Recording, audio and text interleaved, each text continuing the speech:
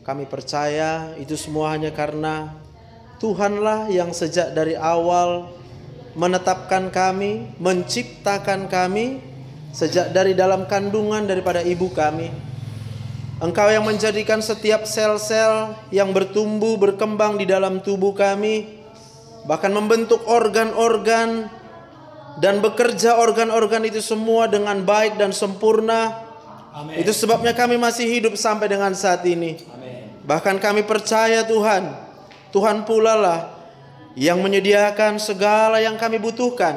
Amin. Apa yang kami makan, apa yang kami minum, kami sadar itu semua datang dari Tuhan. Itu semua Tuhan yang ciptakan, dan itu semua adalah milik Tuhan. Bahkan kami percaya Tuhan, kalau sampai dengan hari ini ada begitu banyak kemungkinan kecelakaan, mara bahaya, bencana alam, bahkan perbuatan orang-orang yang tidak bertanggung jawab. Tapi kami tahu Tuhan, detik ini juga kami masih hidup karena Tuhan tidak pernah meninggalkan kami. Tuhan yang menolong kami, Tuhan yang melindungi kami senantiasa. Oleh sebab itu Tuhan, saat ini hati kami berlimpah dengan rasa syukur. Hati kami memuliakan Tuhan, hati kami menyembah Tuhan, karena kami tahu Engkau adalah satu-satunya sumber daripada kehidupan kami. Berbicaralah kepada kami Tuhan, sebab kami percaya Firman-Mu adalah kuasa yang menghidupkan kami. Janji-Mu adalah kuasa yang menghidupkan setiap kami. Roh Kudus, bukakan mata hati rohani kami, supaya kami boleh mengerti segala kebenaran yang Tuhan tanamkan dalam kehidupan kami. Di dalam nama Tuhan Yesus, semua kita yang percaya bersama-sama kita katakan Amin. Amin. Mari kita berikan tepuk tangan buat Tuhan kita. Mari silakan duduk Bapak Ibu yang dikasihi Tuhan. Shalom. Apa kabar hari ini? Luar biasa ya. Walaupun listriknya nggak hidup, tapi kita percaya sukacita kita bukan ditentukan oleh apa yang ada di dunia ini. Bilang kiri kanannya, sukacita kita hanya karena Tuhan. Amin, haleluya. Nah, yang mau kita pelajari pada sore ini adalah keluarga adalah anugerah Allah. Ya, dan saya percaya ketika kita mengalami suatu kehidupan di dalam keluarga kita dan kita tahu bahwa keluarga itu adalah anugerah Allah, itu akan mendatangkan sukacita. Itu akan mendatangkan kebahagiaanmu. Jadi setiap hari, walau hari kita berat, walau mungkin di pekerjaan kita banyak tantangan, tapi ketika kita bertemu dengan keluarga kita, maka segala beban kita, segala kesusahan hati kita itu kemudian pasti akan hilang. Berikan tepuk tangan buat Tuhan. Haleluya. Nah, saya bacakan dari Mazmur pasal 128 ayat yang pertama sampai dengan ayat yang ke-6. Mazmur 128 ayat pertama sampai ke-6, nyanyian ziarah, berbahagialah setiap orang yang takut akan Tuhan, yang hidup menurut jalan yang ditunjukkannya. Apabila engkau memakan hasil jerih payah tanganmu, berbahagialah engkau dan baiklah keadaanmu. Berbahagialah engkau dan baiklah keadaanmu. Istrimu akan menjadi seperti pohon anggur yang subur di dalam rumahmu. Anak-anakmu seperti tunas pohon zaitun sekeliling mejamu. Sesungguhnya demikianlah akan diberkati orang laki-laki yang takut akan Tuhan. Kiranya Tuhan memberkati engkau dari Sion, supaya engkau melihat kebahagiaan Yerusalem seumur hidupmu dan melihat anak-anak dari anak-anakmu, damai sejahtera atas Israel. Boleh katakan amin? Kalau kita baca ayat ini, maka yang pertama sekali seharusnya menjadi imam di dalam keluarga kita adalah seorang ayah, seorang bapak. Tapi nggak apa-apa, siapa tahu di sini suaminya nggak ikut, nggak apa-apa. Ya, ini saya mau katakan buat bapak-bapak dulu. Buat kita laki-laki, ayat ini mengkonfirmasi kalau kita hidup dengan takut akan Tuhan, maka kita akan diberkati, Pak. Kalau kita hidup takut akan Tuhan, kita akan berbahagia dan kita akan melihat hari-hari baik. Nah, apa yang dimaksud dengan takut akan Tuhan sebenarnya sederhana. Berapa banyak kita yang tahu bahwa kita hidup hanya karena Tuhan? Boleh angkat tangan? Wih, keren ya. Berapa banyak kita yang tahu kalau kita bisa duduk di sini itu karena Tuhan? Wih, keren juga nih GB Marike ini. Keren ya. Berapa banyak kita yang tahu walau banyak masalah dan persoalan, tapi hari ini kita masih hidup. Berarti Tuhan yang selalu menolong kita. Boleh angkat tangan? Haleluya. Saya mau cerita sedikit. Banyak orang kemudian akan berpikir, ketika bertemu dengan jalan buntu atas persoalannya, dia kemudian memilih untuk putus asa. Dia tidak punya harapan. Tapi saya mau katakan, mari kita ingat kisah bangsa Israel. Ketika mereka dikejar-kejar oleh bangsa Mesir dengan segala peralatan perang, bahkan tentara-tentara yang terlatih itu kemudian mengejar bangsa Israel ketika mereka keluar dari tanah Mesir. Lalu mereka bertemu dengan laut. Tidak ada jalan. Semua pada bingung, buntu. Semua berpikir bagaimana ini nanti. Sebagian mungkin sudah marah-marah sama Musa. Salah kau nih Musa. Kalaulah nggak kau bawa kami keluar ke sini, kami masih hidup. Kami masih ada di Mesir sana. Nggak apa-apalah kami walaupun kami jadi budak. Nggak apa-apa. Ya sekarang bilang nggak apa-apa ya kan. Tadi kemarin semua pada mengeluh, Tuhan kami nggak tahan lagi dengan hidup ini. Tapi lalu kemudian ketika Tuhan membebaskan kita, lalu kita bertemu dengan jalan buntu, kita lupa. Banyak orang lupa bahwa sebenarnya jalan buntu itu sebenarnya adalah jalan di mana Tuhan yang akan membuka jalan. Katakan amin. Maka kemudian Allah berkata kepada Musa, Musa, ada tongkat di tanganmu kan? Musa pun bingung, ya tongkat. Iya kan? Itu tentara-tentara bawa senjata. Mau dibuat apa nih tongkat Tuhan? Tuhan cuma bilang sama Musa, kamu angkat aja lah tongkatnya. Lalu Musa angkat tongkat. Nah apa yang terjadi? Jalan buntu ketika kita berserah sama Tuhan. Ketika hati kita hanya memandang kepada Tuhan, ketika Musa kemudian percaya dengan sepenuh hatinya kepada Tuhan, orang akan bilang, Musa kamu aneh kamu. Masa di situ ada tentara kamu angkat tongkat? Itu laut, mau ngapain lu angkat tongkat? Orang mungkin akan berkata dalam hidup kita, kamu konyol. Hidupmu itu sudah habis harapan. Tetapi ketika Tuhan yang berkata angkat tongkatmu, maka pada waktu Musa hidup dengan takut akan Tuhan, dia sadar bahwa itu adalah suara Tuhan. Dia sadar bahwa itu adalah firman-Nya Tuhan. Lalu dia kerjakan. Dia angkat tongkat. Pada waktu itu laut kemudian terbelah. Sesuatu yang mustahil bagi manusia, tidak ada yang mustahil bagi Tuhan. Katakan amin. Bilang kiri kanannya, kalau kamu ketemu jalan buntu, bilang, tenang aja. Tuhan bekerja dalam segala sesuatu, mendatangkan kebaikan buat kita. Haleluya. Amin. Berapa banyak bapak-bapak di tempat ini yang mulai hari ini mau hidup takut akan Tuhan?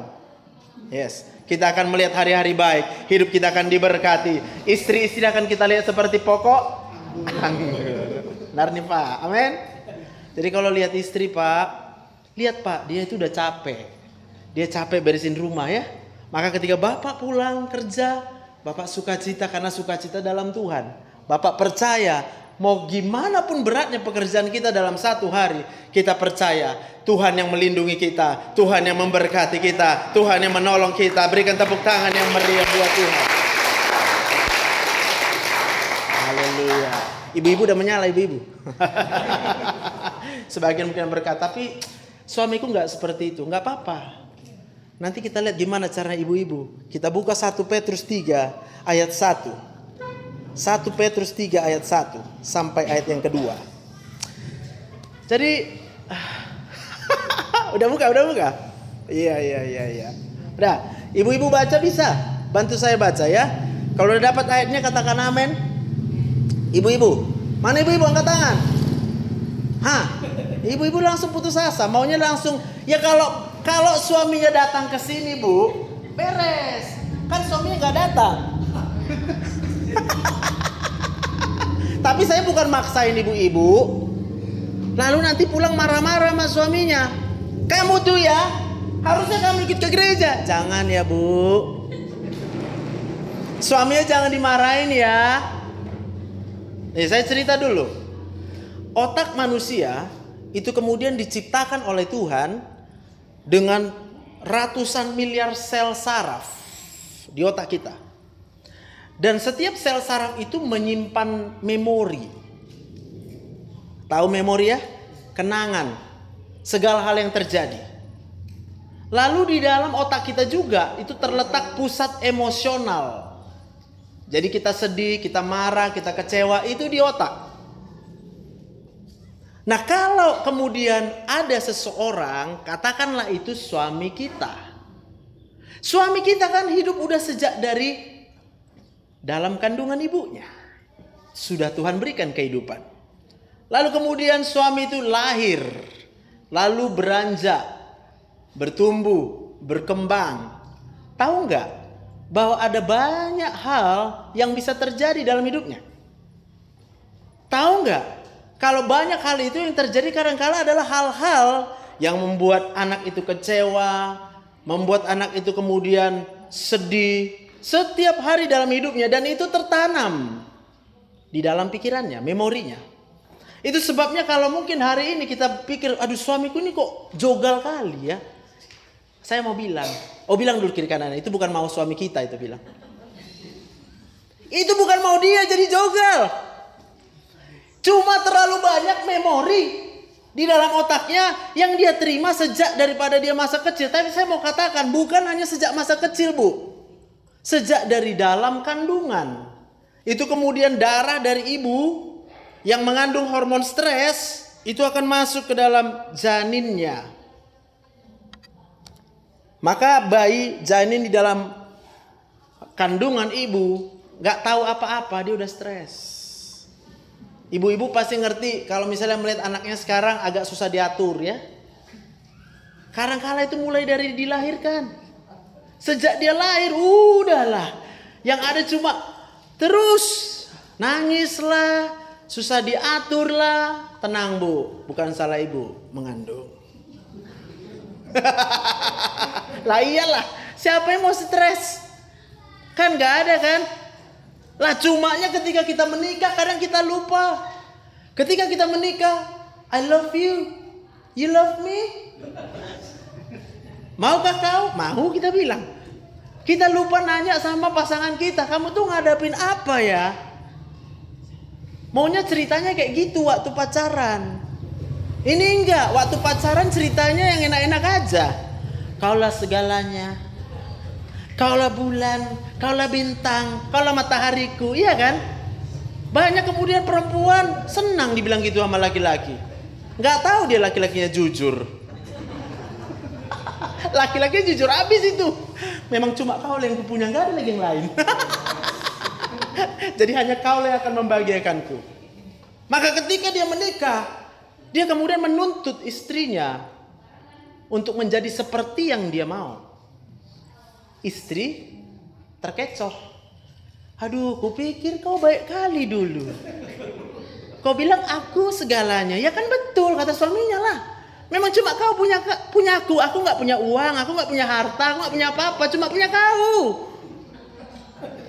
Lalu istri menjadi kecewa. Tapi di sini gak ada yang kecewa. Di sini istri akan diberkati Tuhan. Tepuk tangan dulu buat Tuhan. Udah baca ayatnya. 1 Petrus 3 ayat 1 sampai 2. 2, 3. Ya. Demikian juga kamu, hai istri-istri, tunduklah kepada suamimu, supaya jika ada di antara mereka yang tidak taat kepada firman, mereka juga tanpa perkataan dimenangkan oleh kelakuan istrinya, jika mereka melihat bagaimana murni dan salehnya hidup istri mereka itu. Kalau ada yang sakit hati membaca ayat ini, itu berarti dia masih sakit. Gak apa-apa. Ya. Hari ini kalau kita membaca ayat ini gak cocok ini ayatnya. Masa suamiku jahat aku tun? Makanya jangan baca dari awal tuh ya. Baca aja di sini. Supaya apa itu? supaya jika ada di antara mereka yang tidak taat kepada firman, mereka juga tanpa perkataan dimenangkan oleh kelakuan istrinya. Jangan lakukan ayat ini kalau kita nggak percaya suami bisa berubah. Sampai situ bisa mengerti maksudnya ya? Kadang-kala orang merasa disuruh-suruh tunduk. Jangan mau. Ibu, tunduklah kepada suamimu karena ibu percaya. Suami ibu pasti bisa ibu menangkan. Berikan tepuk tangan yang meriah buat Tuhan. Hari ini ibu tahu segala karakter yang ada pada suami ibu itu bukan maunya dia. Hari ini ibu paham segala karakter suami kita yang bebal itu ternyata adalah dari memori masa lalunya, masa lampaunya. Saya kadang berpikir, kenapa mesti istri duluan di 1 Petrus 3 ya kan? Kenapa nggak suami duluan? Kalau suami di ayat 7 bu, sikit pula ayatnya. Ternyata ya sikit kali ayatnya, hanya 1 ayat. Kalau suami-suami ayatnya di ayat 7 ya, nanti aja dibaca. Cukup 1 ayat, beres semua persoalan. Tapi buat istri banyak kali. Aku nggak tahu. Tapi aku yakin dan percaya kadang-kala seorang istri dia lupa bahwa suaminya dilahirkan oleh mertuanya.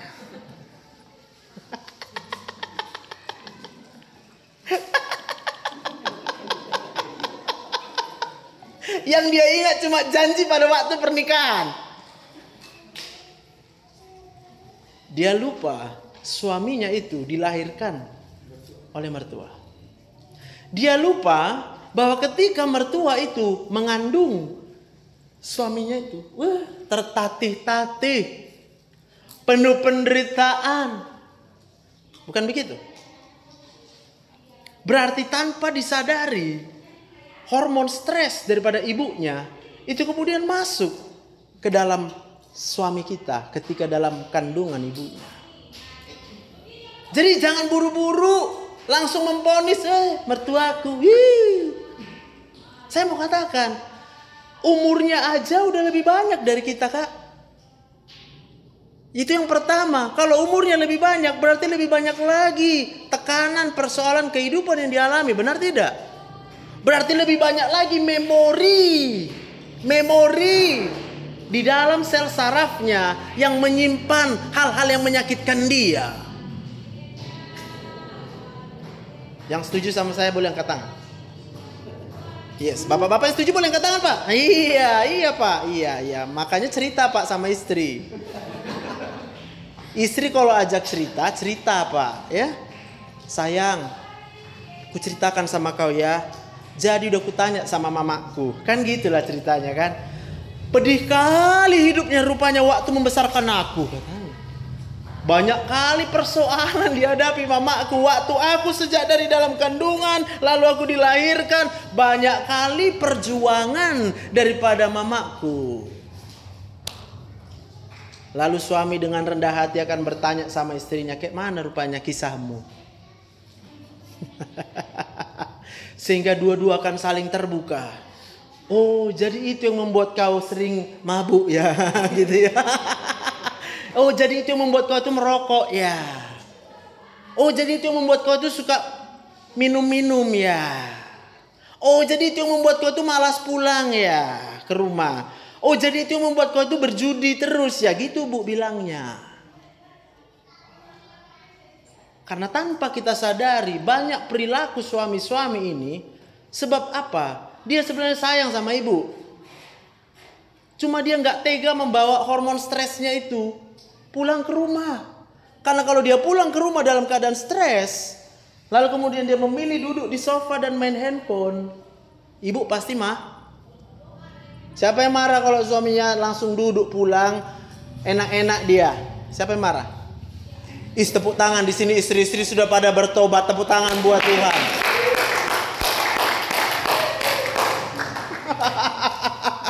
Bu, puji Tuhan.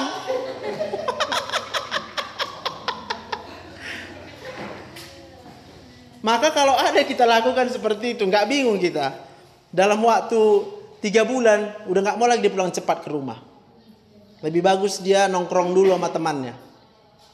Persoalannya kalau nongkrong sama teman, bahaya juga kan. Semua laki-lakinya putus asa itu.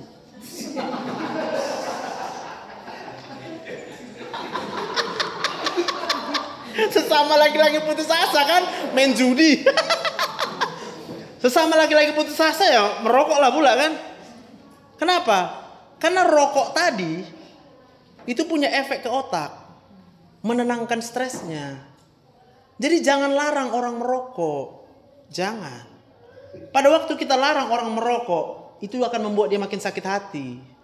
Karena dia merasa dengan rokok itu dia bisa tenang, kok dilarang dia tenang. Sampai situ bisa paham maksud saya? Jangan pernah ada lagi kita dengar. Ini saya karena cerita ya orangnya. Dokter, saya sedih kali. Kenapa? Stres aku sekarang. Kenapa? Karena dilarang merokok. Kenapa rupanya kok dilarang merokok? Aku bilang kan Pak. Dibilang aku masuk neraka. Aku menjegang dengar. Jadi kau sedih kalau udah masuk neraka? Iyalah dokter. Hancur kali hatiku. Semua asal jumpa masuk neraka lah kau nanti. Saya mau bilang, apa gunanya Tuhan Yesus disalib, mati, darahnya dicurahkan? Apa gunanya? Kalau hanya karena rokok kemudian kita nggak bisa masuk surga. Saya mau katakan, pada waktu otak dia kita berikan memori yang baik, itu dia pasti otomatis akan melepaskan rokok, Pak. Tapi kalau kita sebagai istri marah-marah terus sama suami kita karena kita pikir dia kamu malas sekali, kamu itu kerjanya cuma merokok aja, kamu itu kerjanya cuma main judi aja, kamu itu kerjanya cuma pulang larut malam. Yang terjadi apa? Dia akan mememori marah-marahnya ibu. Kalau di sel otaknya, sel saraf yang mememori marah-marah, udah pasti hancur perasaannya. Yang mengerti katakan amin. Mulai hari ini ibu tunduk aja sama suami. Pulang dia malam-malam, ibu nari-nari sama dia. Ya iya, supaya apa? Supaya kita kasih memori sama otaknya itu loh. Jadi waktu dia pulang ke rumah, kok ada yang nari-nari. Besok-besok dia akan berpikir, ngapain aku pulang ke kedai kopi, ngapain aku pulang itu ke kedai tuak, ngapain aku jumpa sama teman-temanku sesama orang susah. Ternyata kalau aku pulang ke rumah, istriku menari-nari menyambut aku, berikan tepuk tangan yang meriah buat Tuhan. Ibu kan gak perlu tanya sama saya, kayak mana aku bisa menari-nari? Ibu memuji Tuhan lah.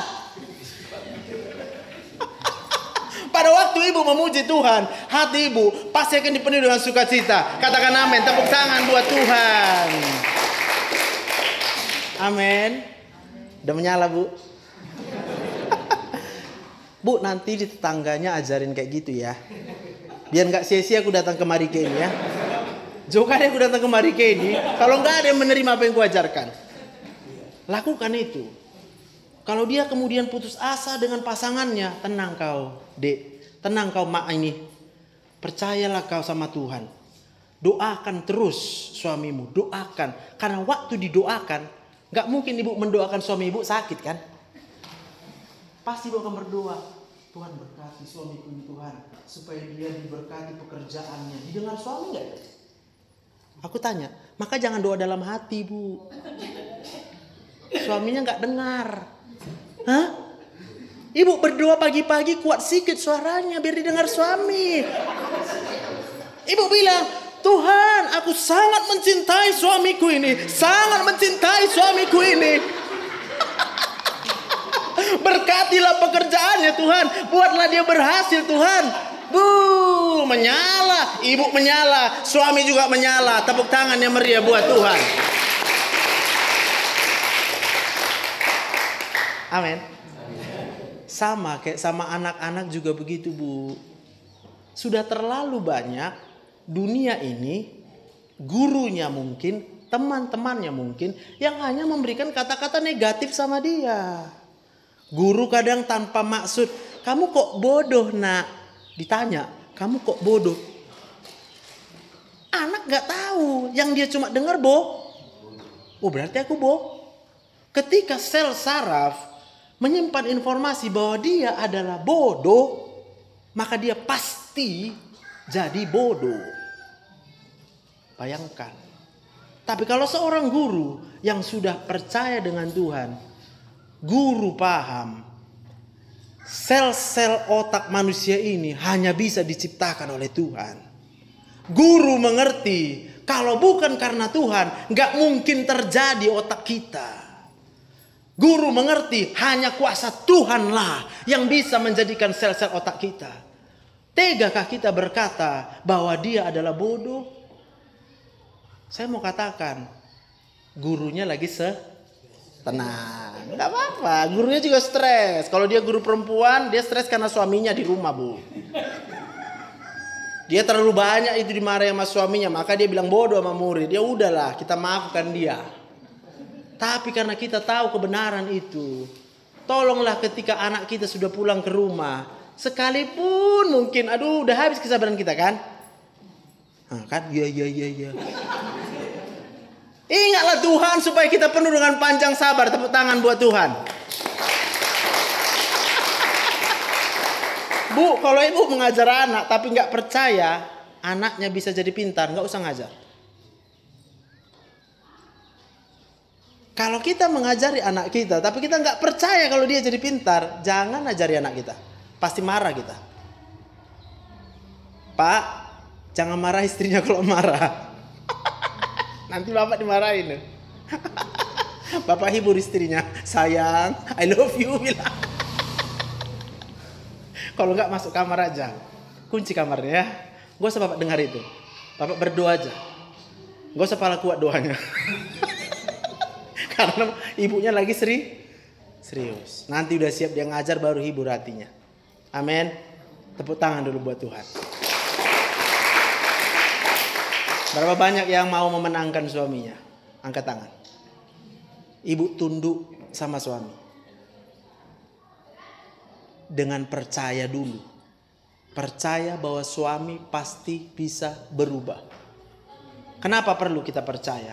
Lihat, tadi saya katakan otak manusia ini bisa menyimpan data masa lalu, masa sekarang, masa depan. Setiap data yang kita simpan akan memunculkan perasaan. Kalau kita menyimpan kenangan buruk, memori yang buruk, pasti kita akan merasa buruk. Kita akan merasa sedih, kita akan marah, kita akan pokoknya depresi. Kita gampang cemas, kita khawatir akan segala hal. Nah, kalau kita sudah tahu, kita orang percaya, sama seperti doa saya tadi. Berapa banyak kita yang tahu sekarang, mengerti sekarang, kalau kita bisa hidup sampai dengan detik ini, itu adalah kasih karunia Tuhan. Angkat tangan.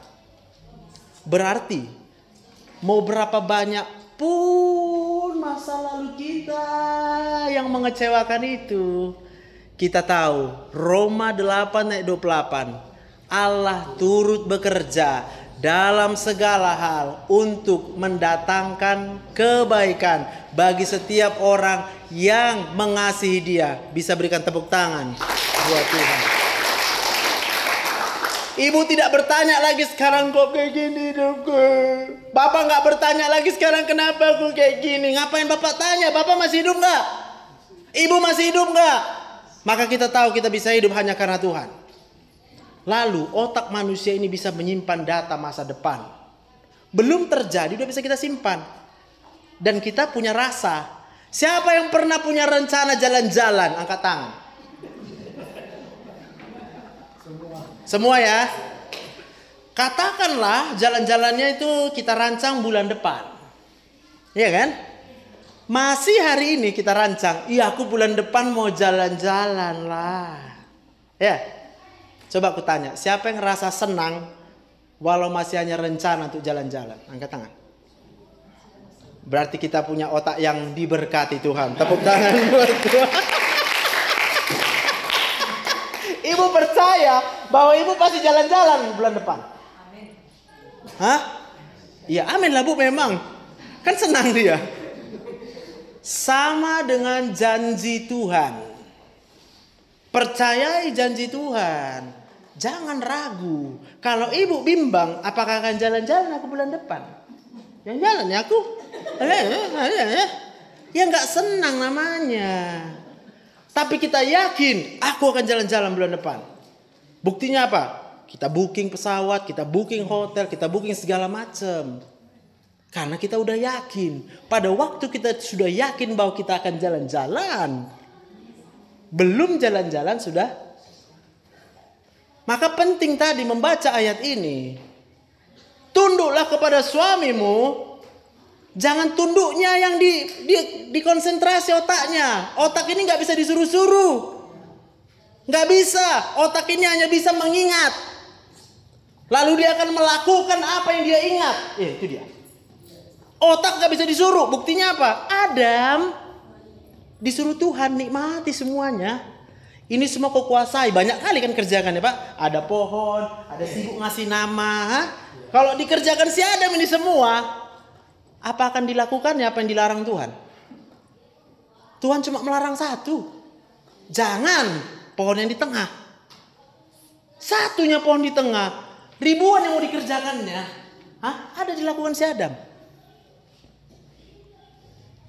Artinya apa? Otak manusia pasti akan melakukan sesuai dengan apa yang dia sudah ingat. Amin. Maka kalau kita ingat, kita memori, suamiku pasti berubah. Maka kita akan hidup tunduk saja, mengalah sama suami. Ya suamiku, ya kan? Apapun yang kita lakukan sama dia, berikanlah dia memori yang baik. Karena kalau tetap memori yang gak baik kita kasih sama dia, tetap nempel di otaknya. Sampai kedatangan Tuhan Yesus yang kedua kali pun tak akan berubah suamimu.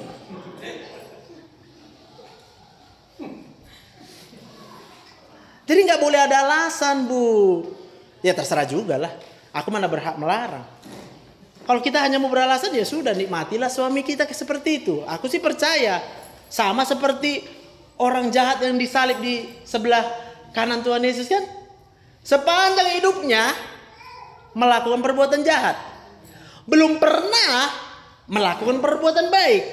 Tapi hanya dia mengaku dan percaya. Aku percaya kamu anak Allah. Katanya sama Tuhan Yesus. Tuhan Yesus bilang apa? Hari ini juga kamu sudah ada bersama-sama dengan aku di Firdaus. Ya gak apa-apa kalau ibu maunya kayak gitu endingnya. Ingat, kita pasti jumpa lagi di sorga. Tenang. Walaupun udah putus asa kali kita di dunia ini. Ya udahlah. Aku cuma bisa bilang, tenang Bu. Di sorga nanti dia udah berubah jadi baik. Kalaupun sepanjang hidupnya dia di dunia ini susah, buat kita susah, buat kita sedih, tenang Bu, itu hidup hanya sementara. Nanti selama-lamanya di sorga, ibu pasti bahagia, ibu pasti diberkati Tuhan. Yang percaya tepuk tangan yang meriah buat Tuhan. Kalau udah kayak gitu juga nggak bisa ibu tunduk sama suami. Nanti ku pelajari lagi cara lain ya, supaya bisa kita. Amin. Aku lanjutkan buat suami-suami. Ayat yang ke-7, aku bacakan aja. Demikian juga kamu hai suami-suami, hiduplah bijaksana dengan istrimu sebagai kaum yang lebih lemah. Hormatilah mereka sebagai teman pewaris dari kasih karunia, yaitu kehidupan, supaya doamu jangan terhalang. Ini kan kontradiksi juga. Istri tadi tunduk suaminya yang tidak taat. Suami hormati istri walau dia sebagai orang yang lebih lemah. Hiduplah kita dengan bijaksana sama istri kita Pak. Kalau kita lihat dia sedih, jangan marahi dia sedih. Aku tahu banyak bapak-bapak keluhannya kayak gitu. Iya aku stres sekali nengok istriku stres. Ya, tenanglah kau Pak, aku bilang. Kau buatlah istrimu bahagia. Bingung kita kan? Kayak mana caranya? Ya udah ikutlah kau sama aku bilang lah. Ku perkenalkan kau sama Tuhan. Karena takut akan Tuhan. Laki-laki yang takut akan Tuhan, rumah tangganya akan diberkati Tuhan, akan melihat hari-hari bahagia. Berikan tepuk tangan buat Tuhan. Amin. Maka buat anak-anak terakhir sebagai penutup, buatlah anak-anak kita bisa menghormati orang tua. Jangan menjadi diktator, Pak. Kalau dia masih belum paham tentang dunia ini, kita hiburkan hati anak kita. Mereka berbuat salah, lakukan seperti yang dilakukan Tuhan Yesus. Ketika domba itu kemudian hilang dan tersesat, Tuhan Yesus nggak menjumpai domba, mengejar domba satu itu lalu dimarahin. Kamu bodoh banget, lalu dipukul. Pok! Alkitab mencatat Tuhan Yesus kemudian membalut kakinya kalau ada yang luka. Udah dibalut, dia gendong. Supaya apa? Supaya bisa dibawa kembali ke kawanan yang 99. Amin. Kalau kita anak-anak yang sudah dewasa, pahamilah bahwa orang tua kita sudah lebih dulu mengalami banyak sekali tekanan dalam hidup ini. Supaya apa? Supaya kita bisa memiliki rasa respect. Oh, rupanya papa mamaku sudah banyak berbuat. Oh, mertua saya rupanya sudah banyak berbuat. Oh, papa kamu rupanya begitu, mama kamu begitu. Ya udah. Kita akan sebagai anak Tuhan, aku berdoa untuk jemaat di GBI Marike ini. Tidak ada lagi sakit hati sedikit pun pulang dari gereja ini. Katakan amin. Amin. Ketika kita merasa ada orang menyakiti kita, kita langsung mengerti. Oh, dia udah banyak memori stres. Kita kasihan sama dia. Amin. Kalau kita masih stres, kan ngomong gitu kan. Jadi kayak mana kalau saya masih stres ya kan? Mundur. Jangan dekati dia. Karena saya sering mengumpamakan orang stres itu seperti kabel listrik yang korslet. Apa yang paling aman dilakukan terhadap kabel listrik yang korslet? Kalau ada korslet di sini, pasti dia akan ya. Paling aman ngapain? Pergi aja. Kalau kita masih stres. Tapi kalau hati kita sudah dipenuhi dengan Roh Kudus, kalau pikiran kita sudah dipenuhi dengan Roh Kudus, kita akan memiliki hati yang penuh kasih. Sama seperti Tuhan Yesus sudah mengasihi kita. Pasti kita akan membantu dia. Pasti kita akan berbuat yang baik untuk dia. Maka Alkitab berkata, kalahkanlah kejahatan dengan kebaikan. Maka Tuhan Yesus berkata, kasihilah musuhmu.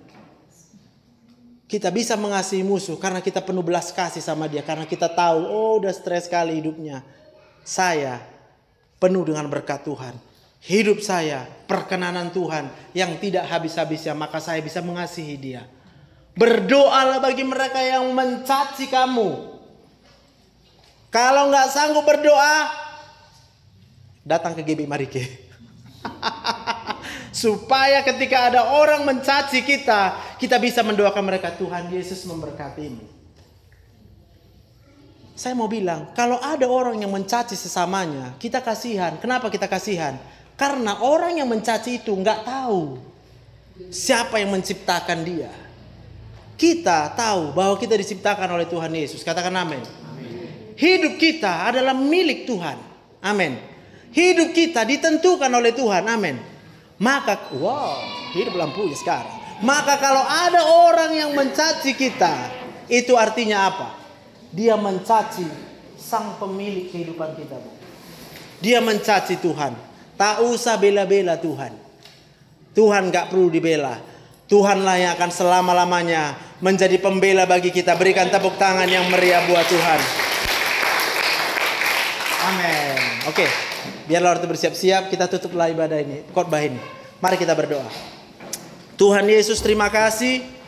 Benar-benar kami paham, benar-benar kami mengerti hari ini. Hidup kami dipulihkan, hati kami dipulihkan. Kami percaya Roh Kudus menjamah segenap hati dan pikiran kami. Semua yang ada di tempat ini mengampuni orang yang bersalah kepadanya. Semua orang di tempat ini melepaskan segala kepahitannya. Semua orang di tempat ini yang percaya kepada Tuhan akan dipenuhi dengan damai sejahtera. Tidak ada sakit hati lagi. Aku berdoa di dalam nama Tuhan Yesus. Siapapun kita yang mungkin sampai dengan saat ini belum mampu untuk melepaskan pengampunan, panggil nama Yesus. Panggil nama Yesus di dalam hati dan pikiranmu. Supaya nama Yesus itu yang termemori di dalam pikiranmu saat ini juga. Supaya nama Yesus itu kemudian akan berkuasa atas segenap pikiranmu. Sehingga engkau tidak lagi dipenuhi dengan kemarahan. engkau akan dipenuhi dengan sukacita, damai sejahtera, kekuatan, penghiburan, kedamaian. Dan aku percaya selama-lamanya Roh Kudus pasti akan ada dalam hidup kita. Terima kasih Bapa yang baik. Berkati seluruh jemaat-Mu di tempat ini. Kami menyerahkan seluruh hidup kami hanya ke dalam tangan Tuhan. Dalam nama Tuhan Yesus, yang percaya diberkati Tuhan, bersama-sama kita katakan amin. Amin.